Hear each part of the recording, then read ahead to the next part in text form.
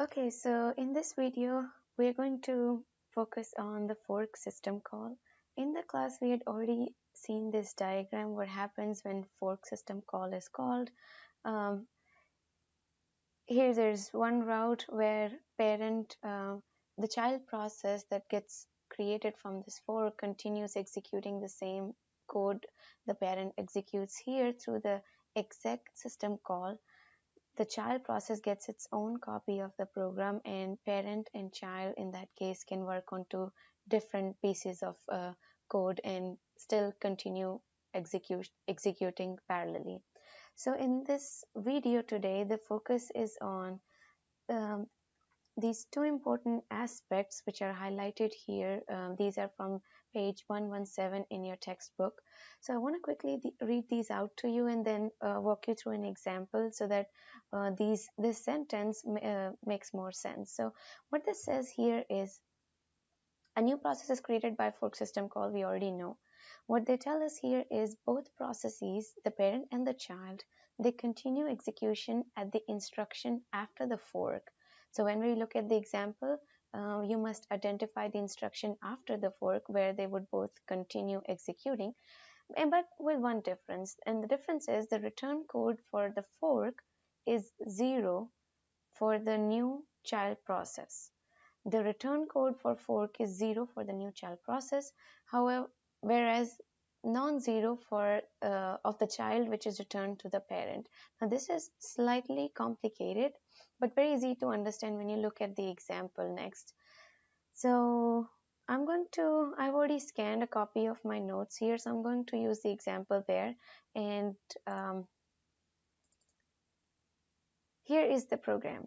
So the program has nothing but two fork statements and fork system calls, and then a printf statement that prints the string called comp3500.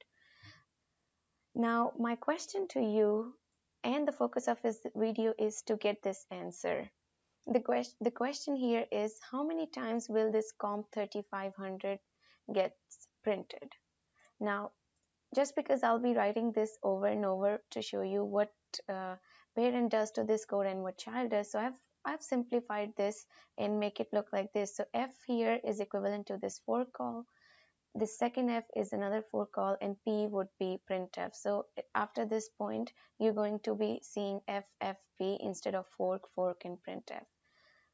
So hopefully that makes sense, that translation makes sense.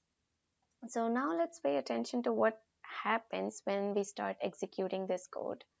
So the execution starts from here. The code enters the body of main. It sees first fork. What that means is it's time for the parent to spawn a child.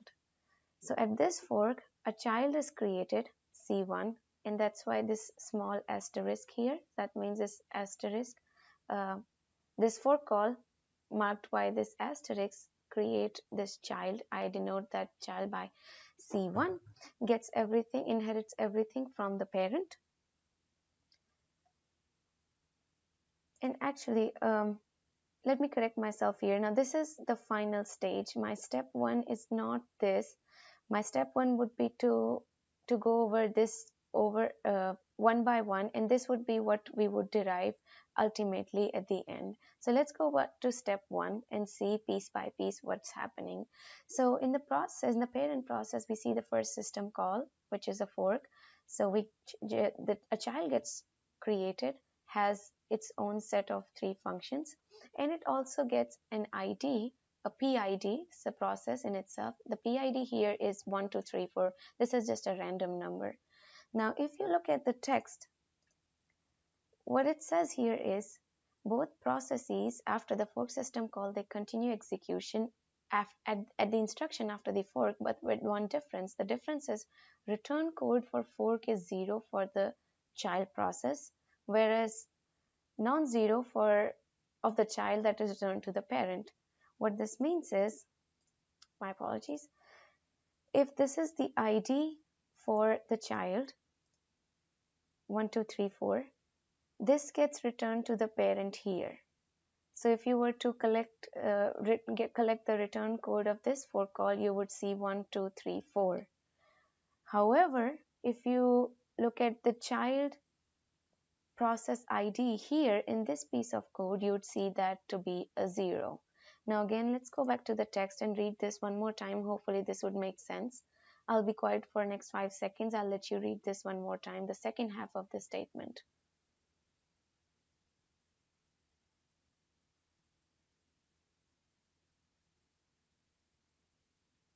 Okay. Again, oops, here. So that means if you were to print the PID here in the child process, it'd be 0. However, if you print the same here, fork always prints the process ID for the newly created process, but if you print it here, it'd be 1, 2, 3, 4 and not 0. So it's a very important concept to understand. Now this was my step 1. Moving on to step 2. Now this has been executed already. Now we are already in C1. So in C1, the first fork was already taken care by the parent, so this doesn't get executed. And again, going back to the text, both processes, parent and the child, they continue execution at the instruction after the fork system call. So fork was here, fork spawned a child, and now child gets all of these in its address space, and they continue executing at the instruction after the fork. So that means the execution would start here after the fork. So it sees another fork here, the child sees another fork, spawns a child. Since I call this C1, I call the child of this child C11, because now C11 is a child of this child and C1 is a parent of this child. So I'm denoting this by C11. This should tell you that this is the child of a process called C1. Now C11 also gets all of these, and it also gets an ID generated by the operating system. We have no control over this. This is automatically generated. So I picked another random number 2336 in this case. Again, the important takeaway from this part would be, if I print the fork code, the PID at the fork here, I would see a 0 within this child. However, if I print it here, it would give me 2336, because C1 is now the parent for C11. So if I print the return code for this fork call, I would see the child's ID. However, if I print it here within the body of C11, it'd be 0. So hopefully you're understanding the pattern here. Moving on, this was step 2. Let's move on to step 3. So we were here. A fork got executed, a child was spawned, and we all know now what happens after a fork is executed. The execution continues after the fork instruction. Again, I'm getting that from here. They continue execution at the instruction after the fork. So that means the execution continues at this point. So this is a print statement. This would print comp3500 for me. So I'll stop here and move on. And like I said, both the parent and the child, they would continue executing after the fork. So this would also print 3500. This would also print 3500. Now, one thing that you may ask me, why did it not execute these two forks? It's because its parent, which is C1, already took care of executing these two fork statements. Okay, so these were, since they were already processed in C1, it directly jumps to P and print gets executed. So far we've seen, again, don't forget the goal. The goal is to count how many times comp3500 gets printed. So we've seen the first one gets printed here, the second gets printed here in C11. Let's see how many do we get. Now we are done with C1 and C11. Let's go back at the point where C1 was spawned. So C1 was spawned here at the first fork system call. Now we come here to the next statement. It's another fork. That means P1 will create another child. This time I call it C2. Gets everything that inherits everything that its parent had. Fork, and print statement. So this is what C2 inherits. So moving on. Now, this fork has already been taken care of by the parent. It was when C1 was created. This fork has also been taken care by the parent P1 when C2 was created. So when you look at C2, you can easily strike off these two Fs because these are already taken care and being executed by P1. So after this fork, we again continue at the next instruction, which is P here. So this is a print as well as this is the print. So now I have 1, 2, 3, and 4. So my answer to the question I had asked earlier was, the answer is 4. That means 4 print statements would print COM3500 during the execution of the given program, and they all come from here, here, here, and here. So hopefully you've gotten an idea how fork system calls work and how children are spawned. And again, if you haven't had a chance to watch the video that I posted earlier based on fork system calls, please watch that. There I have an example which I show you from the real Linux system. I run a command and show you the tree structure of the fork system calls. So before I close the video, I also want to work on an example from end of chapter with you all. So let me go straight to the end.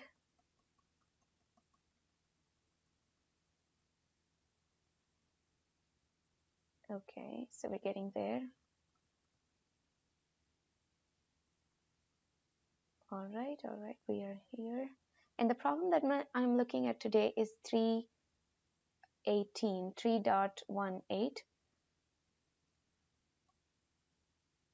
Okay, here it is.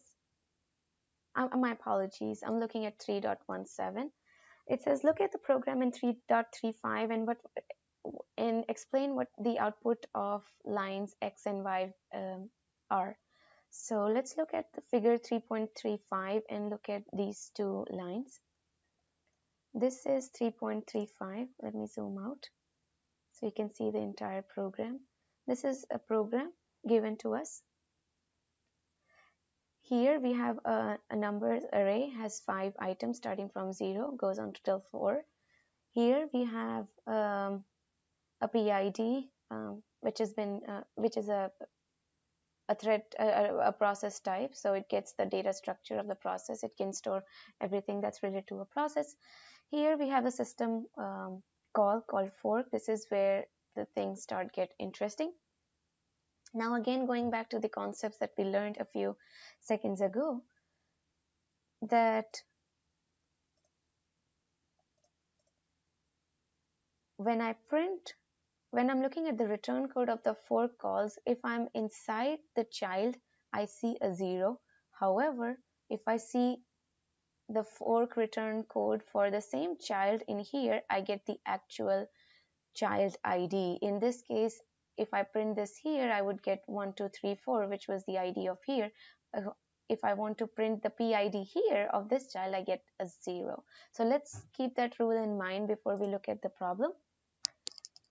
Now we want to guess what the output would be at these two different lines. Now this is PID. Here's a condition check. It checks if the PID, that means the return code of this fork. So return code gets stored here in PID. We're checking if it's equals to 0. If that's so, process execute these 3 lines of code. If not, if it's greater than 0, which would be the case if you read it here in the parent body, then execute this part. So again, let's try and guess what the output would be. So here the PID is 0. That tells me that I'm in a child process. Okay. Here's a for loop that goes over this array, one item at a time, multiplies this every item by a negative of itself. So 0 would become 0, 1 would become -1, 2 becomes -4, 3 would become -9, and 4 would become -16. So that's what we are printing in the following line. And here again we're doing the same thing. we're reading the array in the for loop. This time we are not doing any operation on the array like we were doing here. We're simply printing the content of the array. So what my prediction is that at line X, when I print the content of this array, I would see 0, -1, -4, -9, and -16. Here, since if you remember the concepts, when the parent creates a child gets there's shared data, and then there's its own address space and own stacks. So whatever you do to numbers here, it does not affect the original numbers here, because child, it inherits its own data. So it has inherited its own copy of nums. So whatever operation it does, or any modification it does to this array, does not get reflected here. So on line Y, I would see the output to be this 0, 1, 2, 3, 4. Again, the output of this line X is -1, 0, -1, -4, -9, -16. On this, I see the exact same array, which has not been modified at all, because parent retained its own copy of nums, and child, it inherited a copy of nums, did some operation on it, so it modified the original nums. So hopefully the concept of fork is clear to you now, if it wasn't before. Feel free to work on a few more examples. For example, this figure 3.34, there's a couple more, like one is here. This is taken directly from the text. This is also included in the text, so if you need explanation what's going on, you may want to read the text and work on a problem that's associated with this piece of code, and let me know if I can help you in any other way. So I'll stop the video here. Thanks for watching, and see you all soon.